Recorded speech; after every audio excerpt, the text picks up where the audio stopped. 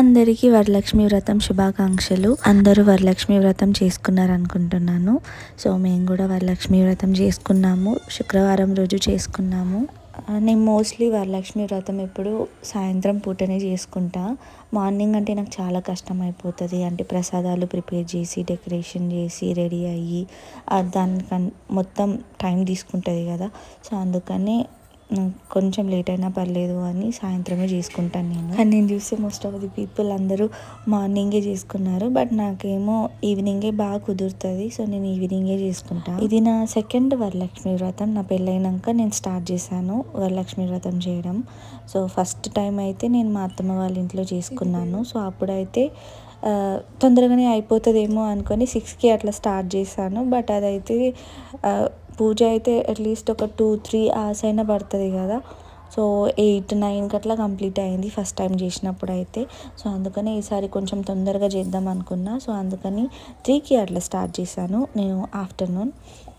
So 3కి start చేస్తే 6కి అట్లా కంప్లీట్ అయిపోయింది. బుక్ చదువుతూ నేను వ్రతం చేస్తాను కాబట్టి నాకు అట్లీస్ట్ 2-3 hours అన్న పడుతుంది ఖచ్చితంగా. ఎప్పుడు వ్రతం చేసినా ఎక్కడ మిస్టేక్ చేస్తానని భయం అవుతుంది నాకు.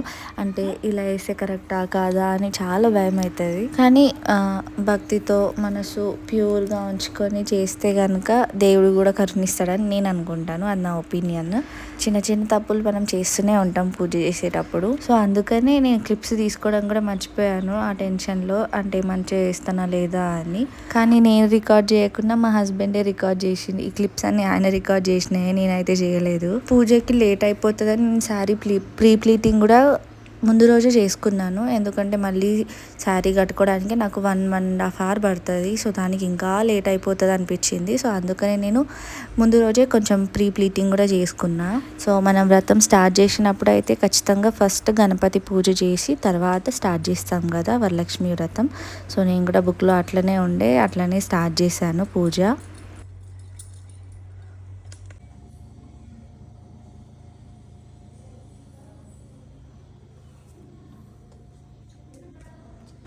మేమైతే 5 రకాల పళ్ళు 5 రకాల ప్రసాదాలు పెడతాము. కొంతమంది అయితే 9, 11 టైప్స్ కూడా పెడతారంట, నేను విన్నాను. సో మేమైతే 5 రకాలు పెడతాం. ఫ్రూట్స్లో అయితే banana, Apple, orange, plums, dragon fruit ఉంటే అది కూడా పెట్టేశాను.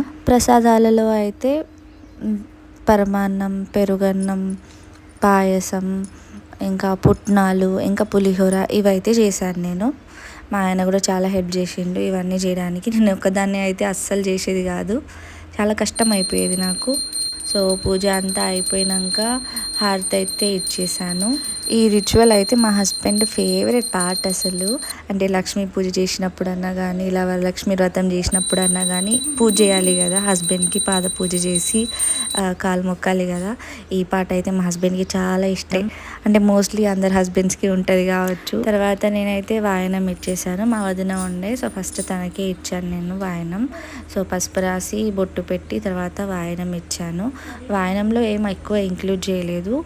బ్లౌజ్ పీస్, గాజులు, ఆకు వక్క, పసుపు, కుంకుమ, సోంపు కూడా ఇస్తాను మా దగ్గర, బనానా, ఇవైతే ఇంక్లూడ్ చేశాను నేను వాయనంలో. సో మీరు మీ వరలక్ష్మి వ్రతాన్ని ఎలా చేసుకున్నారో కమెంట్ బాక్స్లో ఖచ్చితంగా చెప్పండి.